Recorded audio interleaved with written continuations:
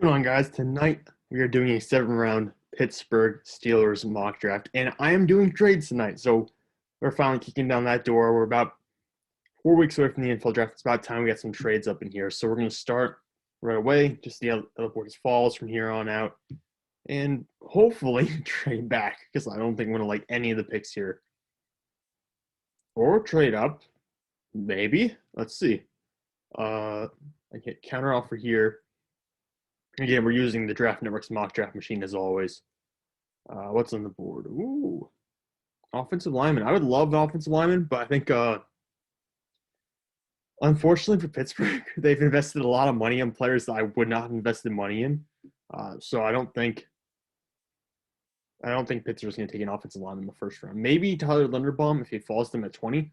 I think that'd be a real consideration, but I don't think they're going to be trading up for an offensive tackle. Even though I think Charles Cross or even Trevor Penning, who I'm much lower on than most people, or rather than a large number of people. I don't think those guys would really be upgrades. Well, they would be upgrades, but I don't think Pittsburgh would be going to go get them at 13. I just don't see it happening, unfortunately, because those would be massive upgrades. Even someone like a Zion Johnson, if he falls to 20, I don't think Pittsburgh's going to take him, even though I think he represents a massive upgrade over what's available on the roster. All right. Now let's see what we got here. We got immediately Chicago wants us to move way down, but we get their round pick for that. Fourth round pick in 2022 doesn't help us. And Seattle offers 40 and 72. That's a lot. That's not a lot to move down, really. I mean, like, I would expect more in return to move down that far. So Seattle and Chicago are the ones who are really interested. And oh wow. Hello. Some people are going to yell, "Can he pick it?" I have no faith in any of the quarterbacks in this draft class. I won't even consider it. Hello. This is new. Okay, we actually have some really decent choices here. There's Devontae Wyatt, the top interior defensive lineman, for me at least. Drake London's on the board. That's an exciting option. Bernard Raymond's here. Linderbaum is here too.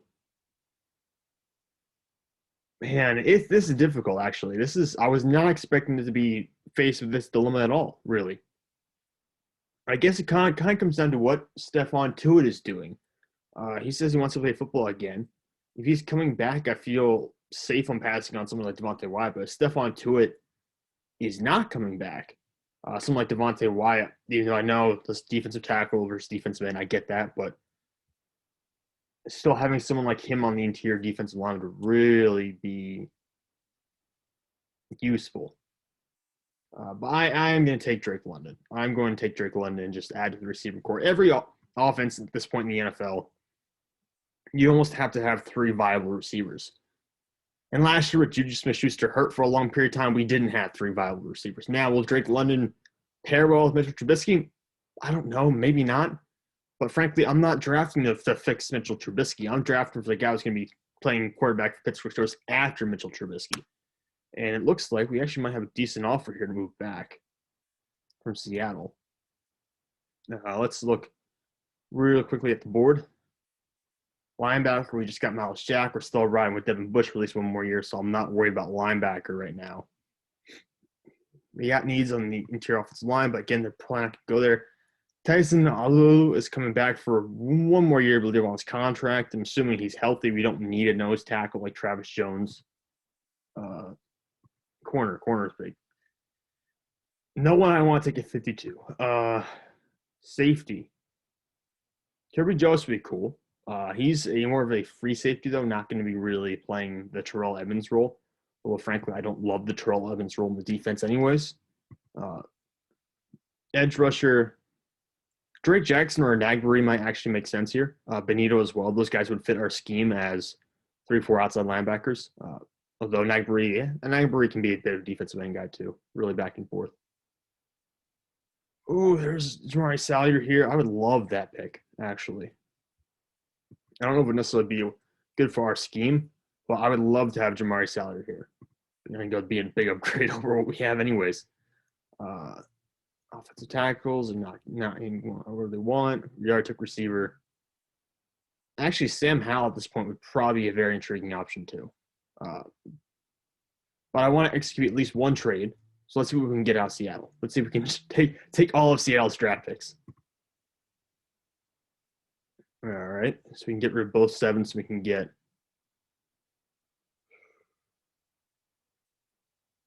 yeah, we'll do this. We'll do this, see if they accept it. If they don't accept it, it's fine. We're going to go take Sam Howell then. But hopefully they'll accept it. Yep. All right.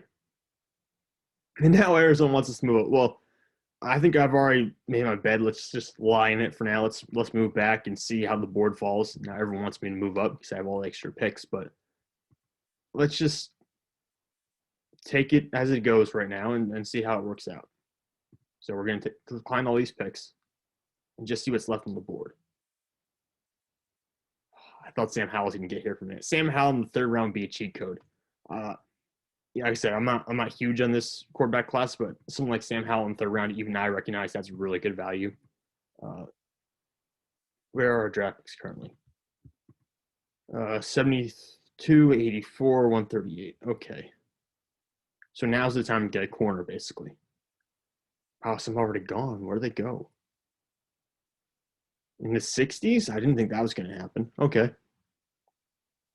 For our scheme, that was really bad luck, actually.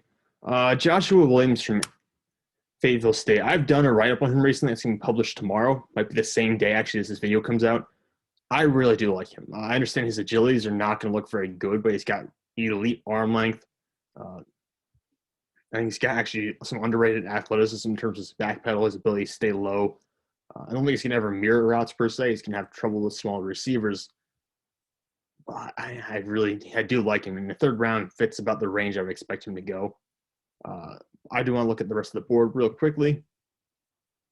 See who's here. We already got a receiver. We don't really need a tight end right away. Abraham looks to be amazing, but I want to get him at 84 if I can. Even though like I said, I'm doubling. I don't want to pick an offensive lineman, but at the same time, there's at some point you have to just accept it. It'll be good value. All right. I'm going to take Josh Williams because I don't want to lose out on the opportunity to get a corner here. All the edge rushers I wanted just went off the board too. That stinks. Man, I'm really upset about that. Oh, I should have looked at that. I should have looked at that offer. All right, is Abraham Lucas still here? Yes, he is. Okay, Abraham Lucas played an air raid offense at Washington State, so it's not going to be a one-for-one transition to the NFL and Pittsburgh's offense, but I still really like him and his ability to play at either tackle spot potentially. Well, no, he's going to be right tackle. He's mostly right tackle. I'm getting confused there, but no, I love what he offers as a tackle in the NFL for the right side of the line. And in the 3rd round, I think he could be a starter. I'm not going to lie to you. I think he could actually be better than any of the guys we have at tackle right now.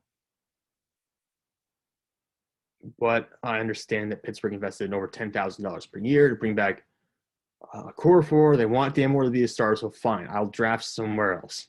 I'm obsessed with getting a lineman because I don't like this offensive line for Pittsburgh. I don't. Not at all. And they've added guards and all that play. They're not going to go guard either, which disappoints me as well because there are some good guards out there. All right, well, the pick here at 84 is the trade back with San Francisco. Man, yeah. What did they want? I wish I'd looked at that trade. Give me this. No? All right, so we're going to have 3 picks in the 5th round then. And that will be where we're going to make our money.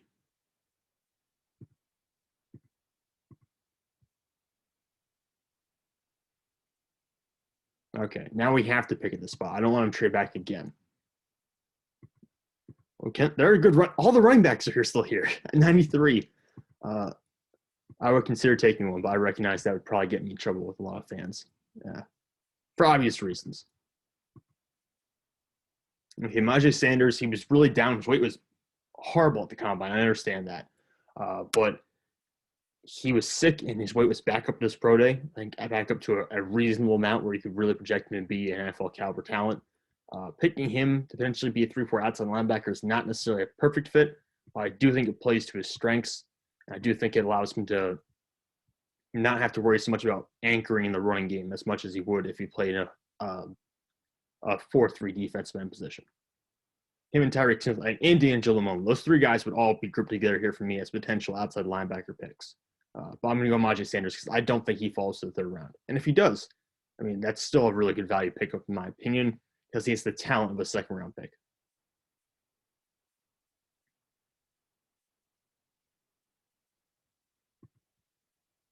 So just thinking about where we're going to go next. I've kind of crossed off the offensive line from my board up to this point.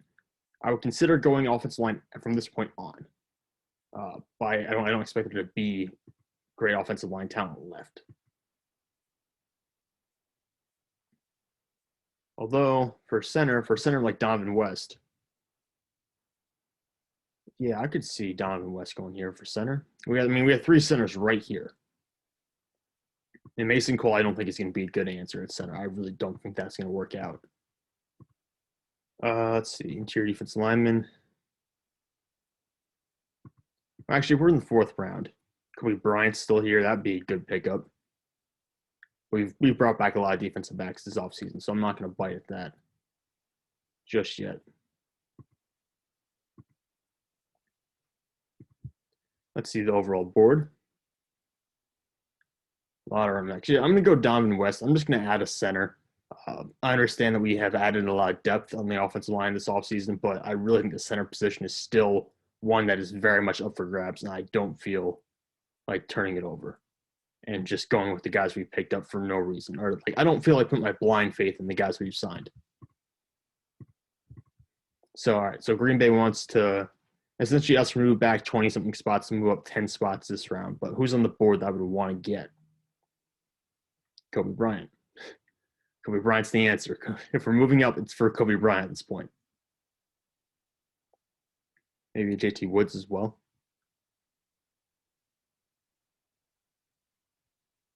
Justin Ross. We've already added a receiver. We've already added guys at a lot of positions I would love to double dip at. I recognize I'm leaving probably a lot of depth issues along the defense line and offense line as well, but I admit I struggle projecting defense line, offensive line sometimes. Okay, we're on the board again. And like I said, if we're trading up, it's going to be for Kobe Bryant, who's here at 141. We're at pick 140. All right, so we make 2 picks in the 4th round then. And I prefer not to trade picks in future drafts, so we're going to decline that offer and move up. I think we have 2 picks left now, both in the 5th round.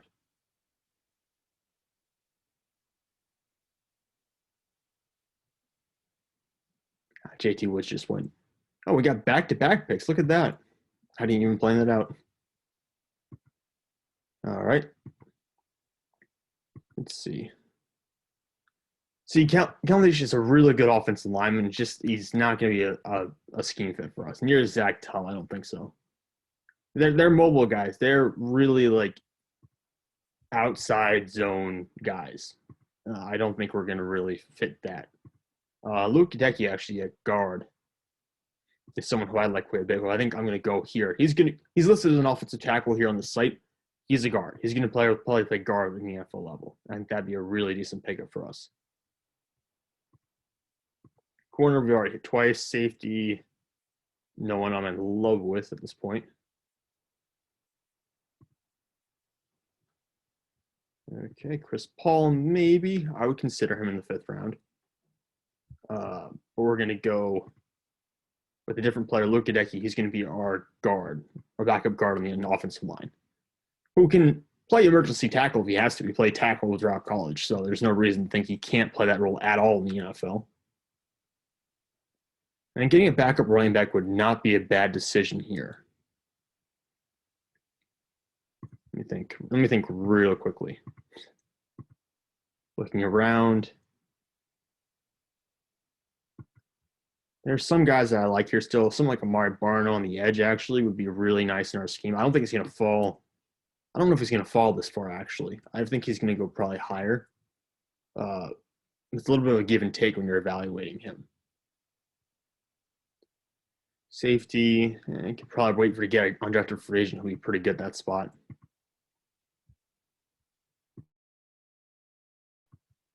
Tight end, Charlie Kolar is someone I like quite a bit. Oh, what do I do? I gotta make a decision here. I gotta stop messing around. All right, we're gonna go.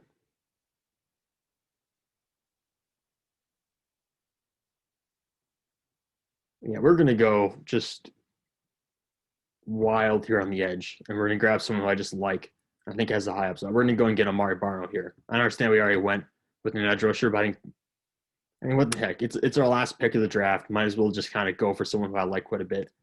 I understand Justin Ross was on the board, and he probably, from a value perspective, was the guy to go with. Because I think he's a first-round value when healthy. He was a first-round value as a freshman and as a sophomore.